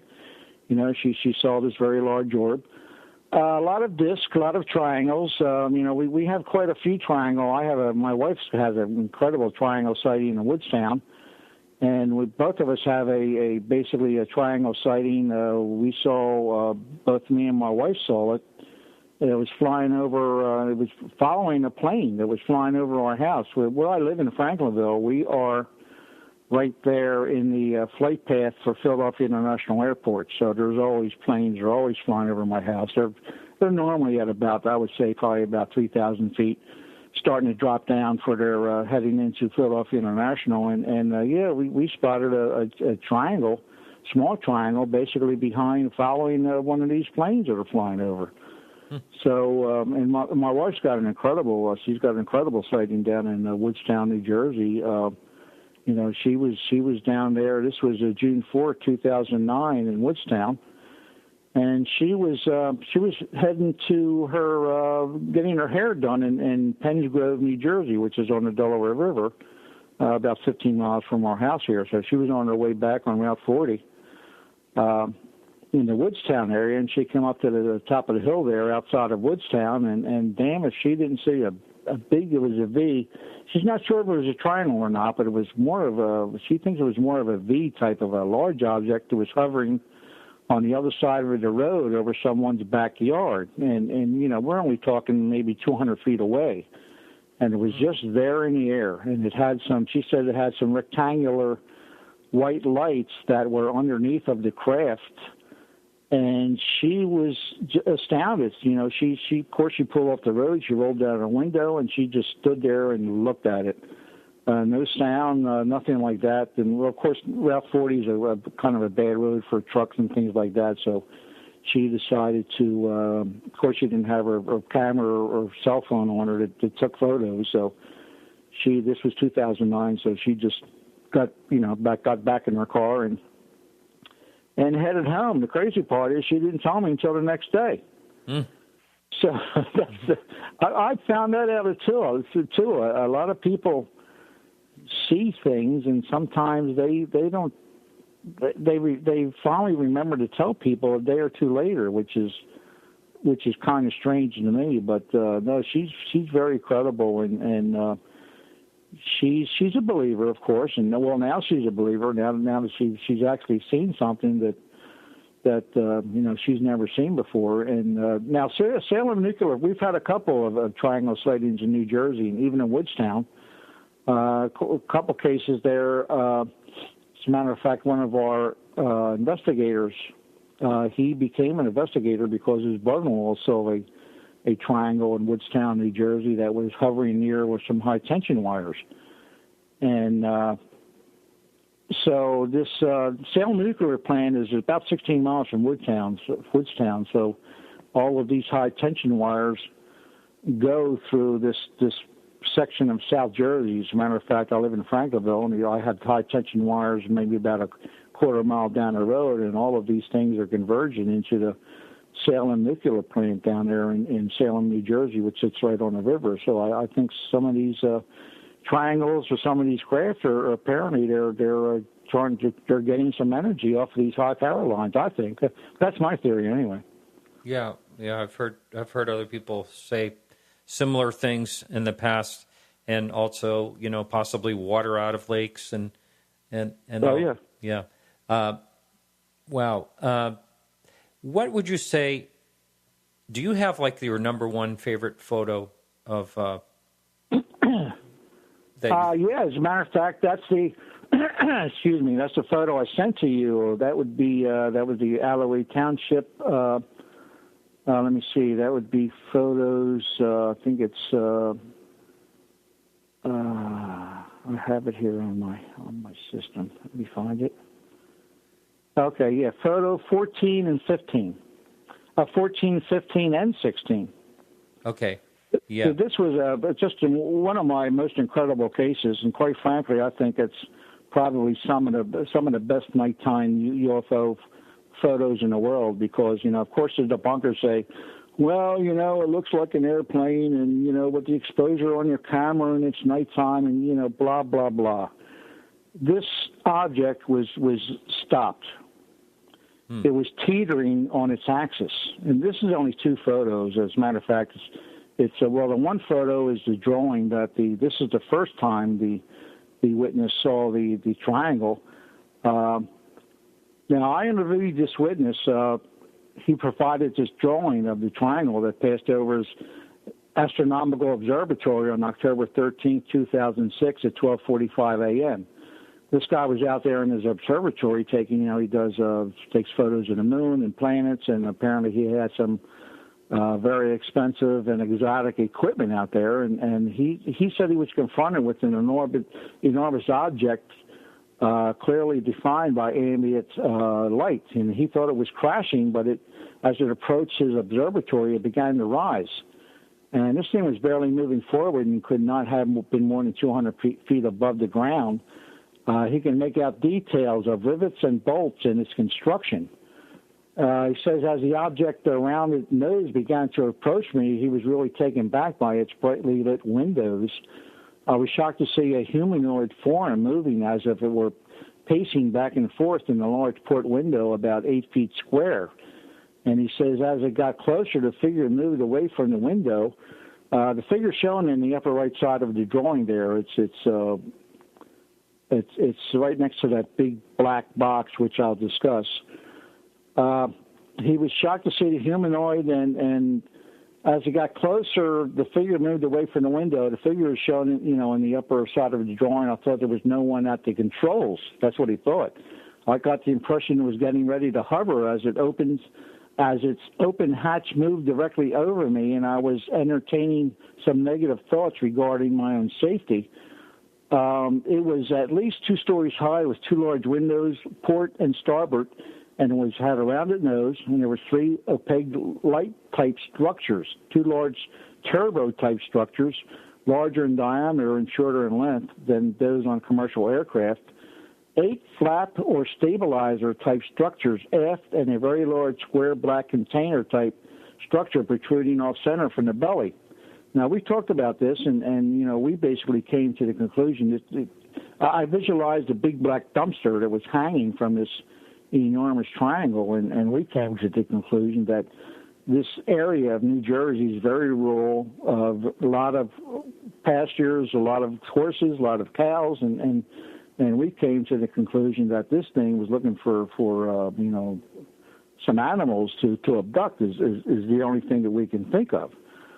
So, and then he says that I can remember it was very bulky and there was an incredible amount of drag that this large black object, you know, being a pilot, something like this would be, they call it parasite drag. And, you know, how can you fly an aircraft at incredible speeds with something hanging off of your aircraft? But apparently this thing would come out of the aircraft and go back inside the aircraft. So what's most important is he said he felt a surge of static electricity that tingled his face and hair on his arms and head.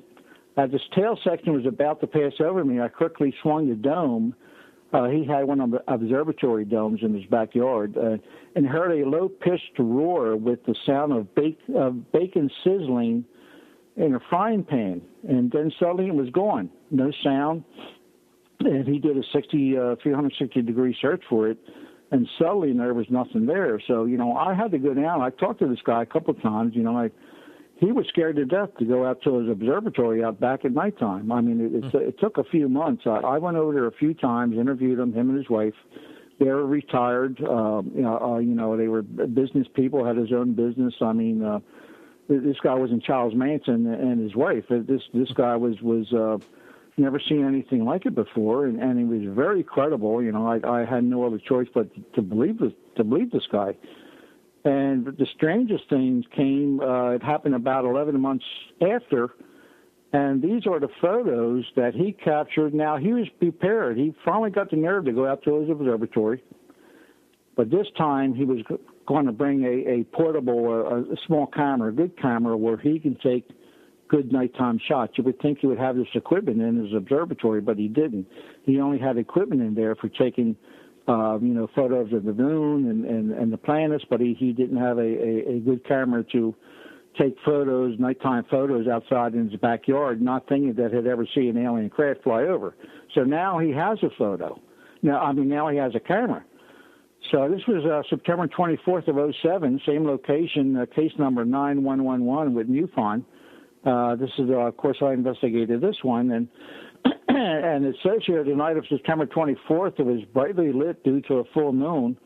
It was around 11:30 p.m., and I was outside with a digital camera nearby. I had nothing special in mind, but due to the bizarre experience I had last October 2006, I always keep a camera on hand when I'm out at night. So he said a bright light again caught my eye, and I observed this rectangular-shaped light begin to rise slowly behind a tree line in the south, approximately 1 mile away. He said the object appeared to hover for about 20 seconds and then began to travel west at a very slow speed. So when this thing was hovering, he was snapping away. And this is only 2 pictures of a half dozen, I mean, you know, a couple dozen, but these are the ones that came out, I feel, crystal clear. And he says, as it began moving west, it seemed to pivot on both the vertical and horizontal axis, rendering more detail until it disappeared behind a tree line. Now, you can see in the photos, these high-tension wires, these are the wires that are running down to the Salem electrical plant, and you know, these high-tension wires are you know, maybe about a quarter mile away. He says, as it began moving west, it seemed to pivot on both the vertical and horizontal axis. He says, I captured this object with my digital, and the pictures came out surprisingly well. I used a Canon 20D-A, which I use for astrophotography. I have transferred these images to a disk, which I have. And, you know, the strange part is I investigated this case, took a few months, and even did some interviews, tried to get interviews with witnesses down there. And you know, this guy was new to the area. He was only in the area about 6 months when the first incident happened.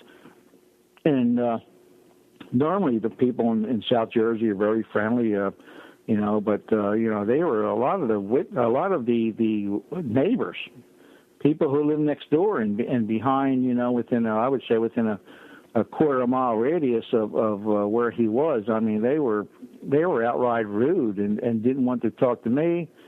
Didn't want to, basically I'm just asking them, have I ever seen anything strange in the sky? And it was a very, very strange experience for me. And I'm still puzzled by a lot of the negative response that I did get from some of the witnesses down there in Alloy Township. So that's one of the best photos. I think that's my favorite right there.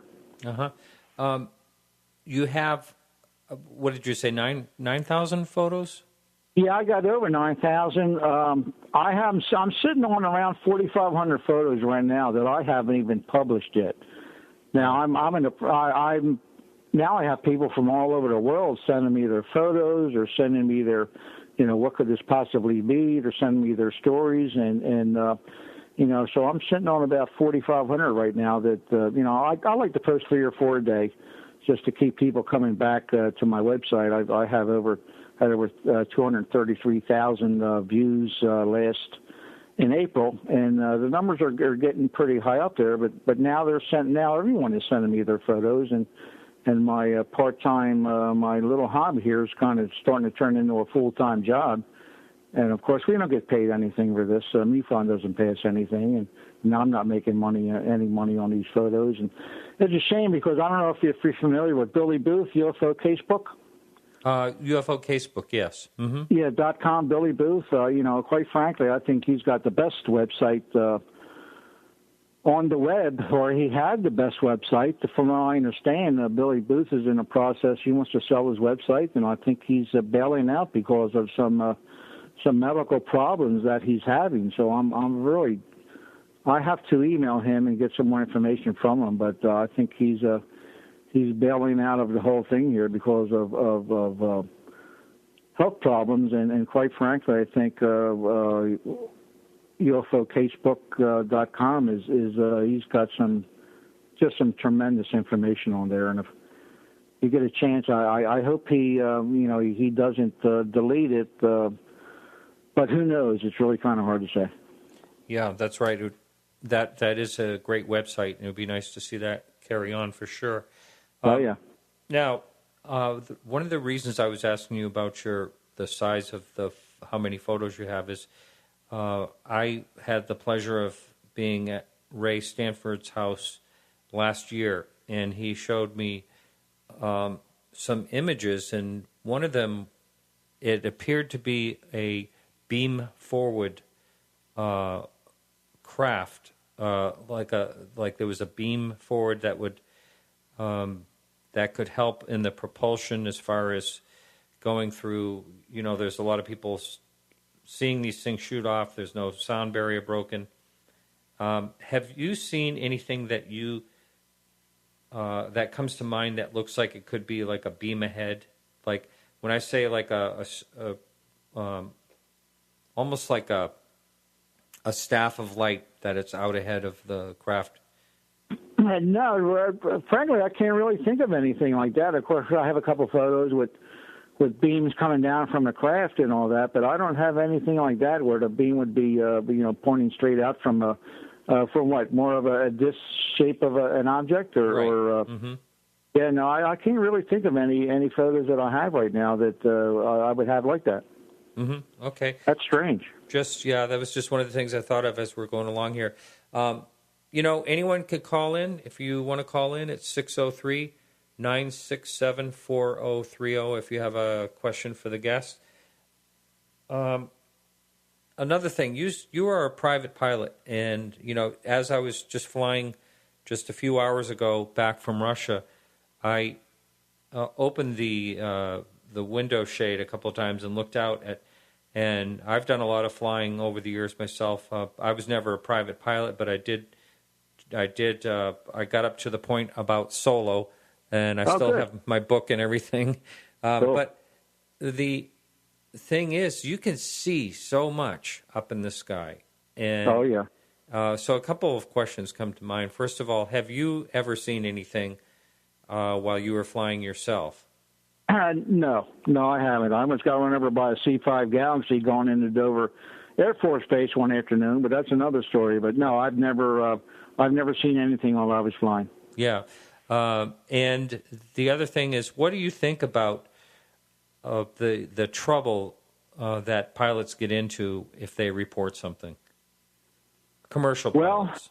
Yeah, as a matter of fact, I was stationed down at the McGuire Air Force Base and Dover Air Force Base for a total of 9 years, and I was on a flight line. I've talked to many, as a matter of fact, even then, before I got into the UFO community and the being a ufologist, I was always asking pilots, hey guys, you ever seen anything strange up there in the sky? And they'd always shake their head and have a little smirk on their face and look over at their buddy and say, no, we've never seen anything.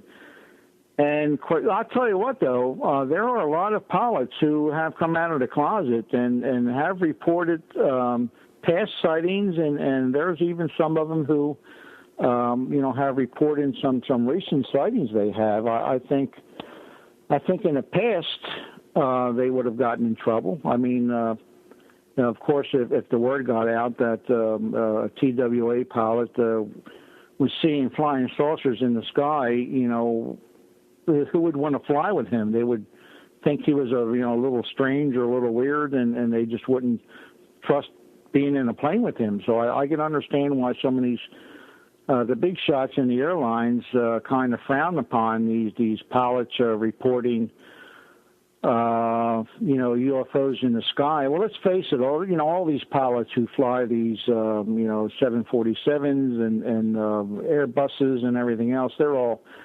ex-military, they're ex-Navy, they're ex-Air Force pilots. But then again, if you were to take all the case files from civilians, there's a million of them. If you were to take them and just throw them in the trash, let's forget about all them. Let's just concentrate on all the sightings from the military. The Air Force, the Navy, they have thousands upon thousands of documented cases with photos. Some of these photos have been released, some of them haven't. But just that information alone, that some of these Air Force pilots have stepped up and told their story, of course, probably after they retired from the Air Force or from the Navy or is retired from the airline. These guys are all stepping up and they're telling their stories, and you have to believe them. They have nothing to gain. They probably have more to lose by telling a UFO, an alien craft story, than not. So, just them stories. Even our presidents, we have what's his name from Phoenix, Smithson or Smirgenson, whatever his name is. Yeah, the governor. We have senators, governors, presidents. That information alone is more than enough.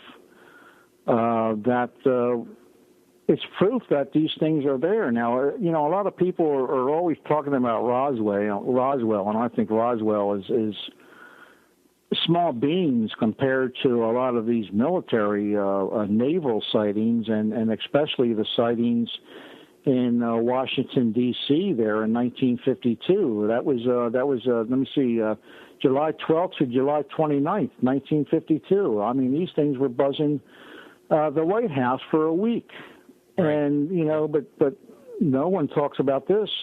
As a matter of fact, we have one of our investigators. He was 9 years old, and he lived in Delaware, right across from the Newcastle Airport. I think it's Greater Wilmington Airport today. It's been called a few things. And they had a squadron, I believe it was F-84s, that was stationed there at the airport there in Newcastle, right there on Route 13 in Delaware. And he lived right on the perimeter of the airport there, air base. They had apparently it was a reserve.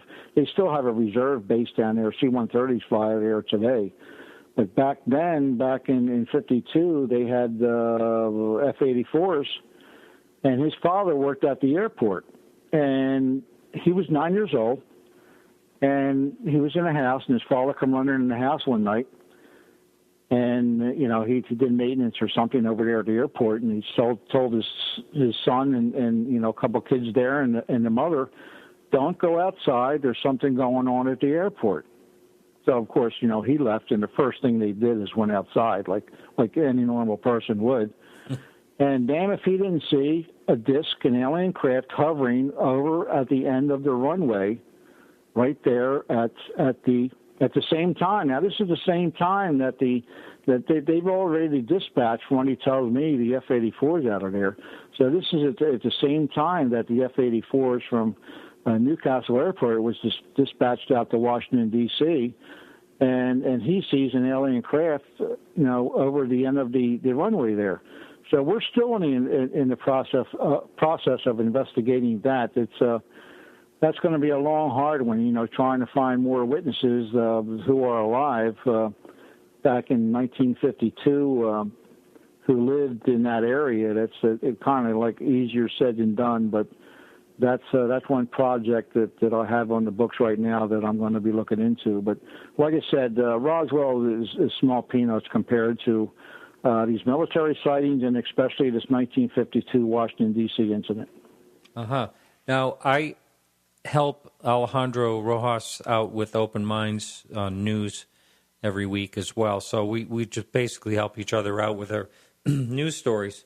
And one of the ones we covered, I covered last Monday, is really interesting. I just wanted to talk about that for an instant, and that is it's about a 911 operator who was taking all these UFO reports, and I think there were up to 60 of them. This is back in 1994, and there's a tape of the calls of the people calling in, seeing these three craft, and then the 911 operator, dispatcher, contacts the Weather Bureau and talks to them, asking them if they have any radar returns. And at first the guy says, no, there's nothing here. And then he said, let me check it vertically. So he does, and he comes back. He says, this is real solid. This is big. Whatever it is big. And, there's three of them. And they started out as total skeptics, like saying, it's probably, the radio tower and the lights blinking, and, there's got to be an explanation for it. And, totally talking it down. And then by the end of this conversation, I invite anyone to go check it out. It's on Open Minds. By the end of the conversation, this guy's saying, I have never seen anything. I can't explain what is going on here. These things are huge. They're solid. And they were like, both of the people were totally blown away. And an officer at the same time sent a message to him saying, I don't know what these things are. There's three of them, and they have green lights. And, it's a great, it's a really great tape to listen to. I had to listen to it twice because I just thought it was so good. I love that kind of stuff. I really do. Yeah. There's so much information out there. It's hard to keep on top. It's impossible to keep on top of it all. I mean, I would need a crew of 6 interns and me trying to do this 24 hours a day just to keep on top of all the new things that's happening every day with UFOs. It's just incredible. Right. We have a caller on the line. Caller, what is your name? First name. Hey, it's Matthew. Oh, hi, Matthew. And you're calling from the Midwest somewhere, right? Yep, South Dakota. South Dakota, where they have real winters. Yes. Yeah. So, Matthew, you got a question for our guest? Yeah, I just wanted to kind of go back to the whole moon. I just want to ask our guest if, by chance, if he knew or heard about the mirrors that the astronauts left. Mythbusters did a great segment on it, and they confirmed with the astronomy telescopes that the mirrors are still reflecting, so they're still in place where the astronauts left them. And I just want to comment that it could be viewed as very disrespectful to the astronauts to claim that they haven't been there when they risked their lives for it. I even heard of an astronaut punching somebody in the face for accusing him of not doing it. No, I've heard of that incident, and I've heard of the mirrors on the moon. And quite frankly, like I said, today I feel we have the technology. I mean, we could have been back and forth to the moon 1,000 times within the last 10, 15, or 20 years. But back in '69, I just don't feel we had the technology to do it. Thinking about what they did, it was so incredible, so out there that and I'll tell you, there's a lot of evidence out there. A lot of things I myself has found. Like I said, check out my Ken's discoveries and info on worldufophotos.org, and also check out my moon gallery. And there's just a lot of things there that you cannot explain. You can't explain it away. Let me put it to you that way. Now these mirrors on the moon. Yeah, of course. I'm sure there are mirrors on the moon, but when did these mirrors get there? Did they get there in 1974, or did they get there in 1994? So a lot of these things that are on the moon today, could have been put there, 10, 15, 20 years ago, not back in '69 or even the Apollo missions. I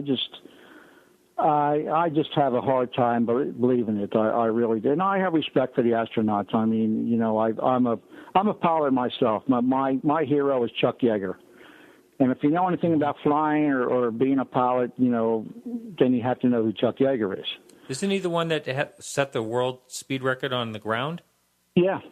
Now, if you want to see a great movie, he broke the not on the ground, in the air. With the Glennis was the name of the plane he used. He broke the speed of sound.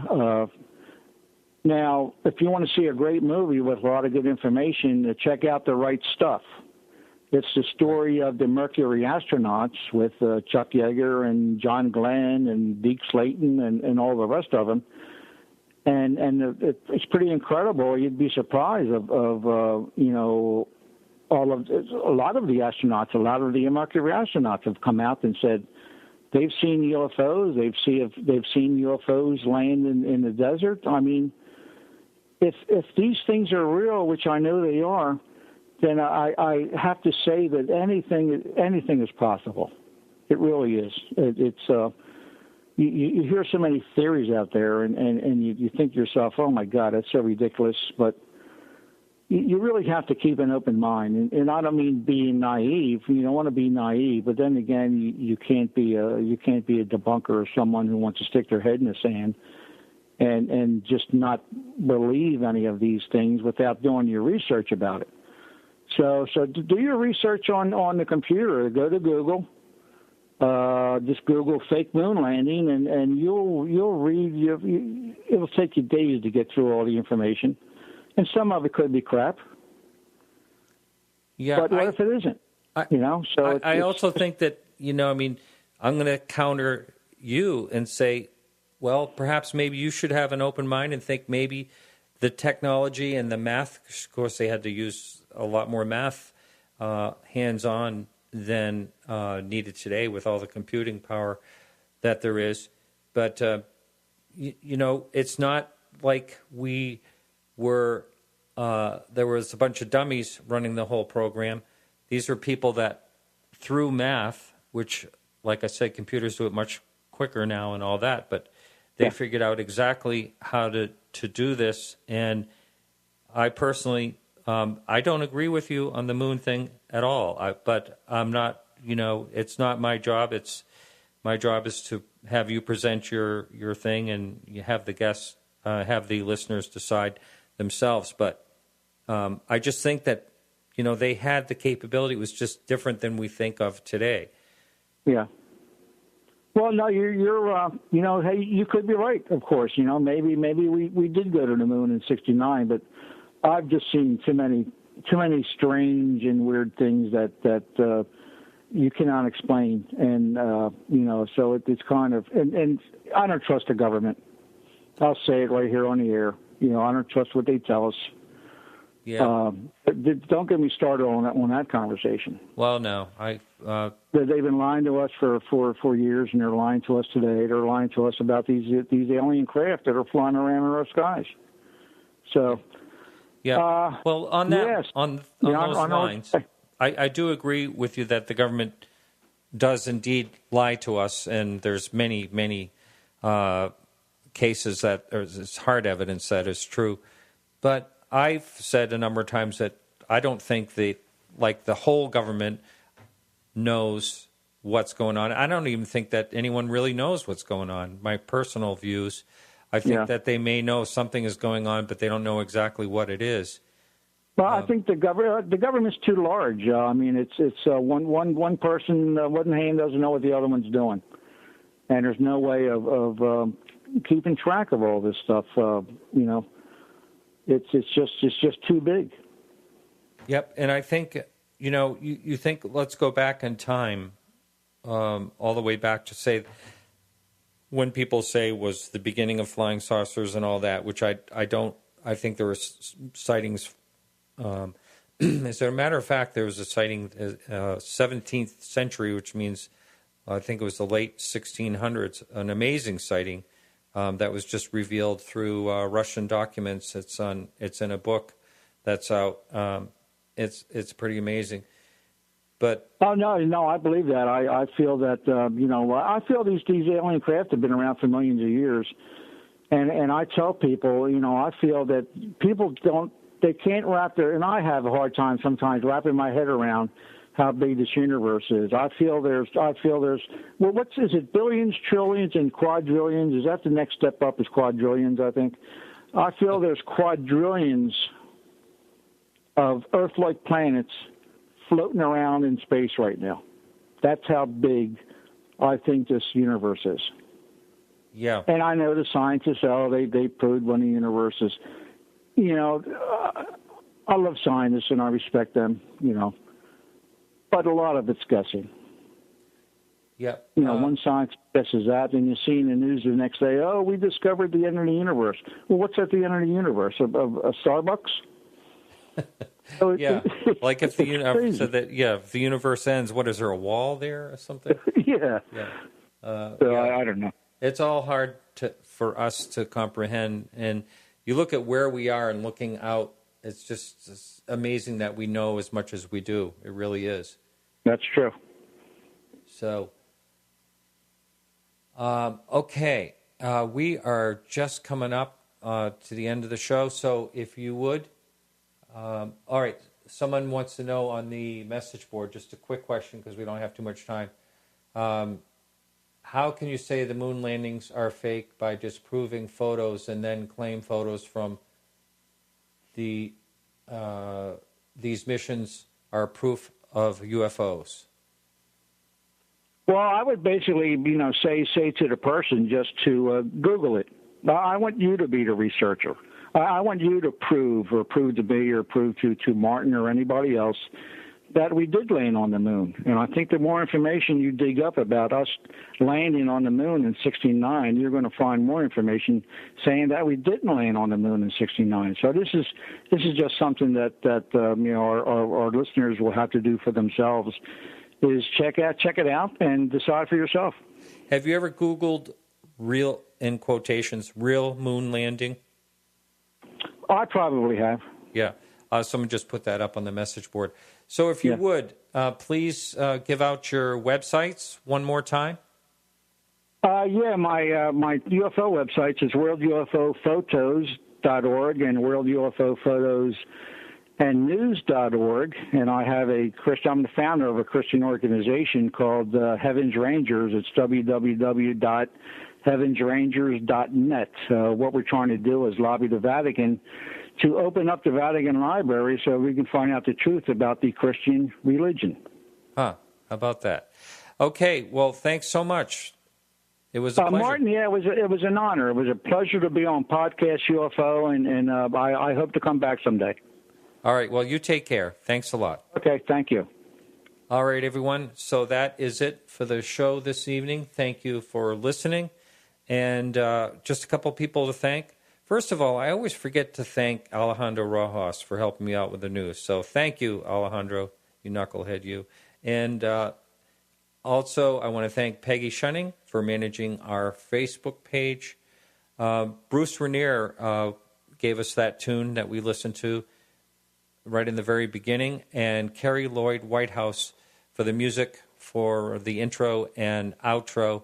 I want to thank Keith Rowland for keeping us on the Dark Matter Digital Network, and also I'll be on PSN Radio next week, but you can see everything right here. It'll be the same as usual, and don't forget to tune in next week. I consider it probably one of the most important interviews I'll ever be doing.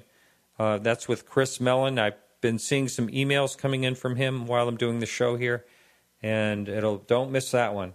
Make sure you come back next week. All right, so I want to thank you again for listening, and remember, as always, keep your eyes to the sky.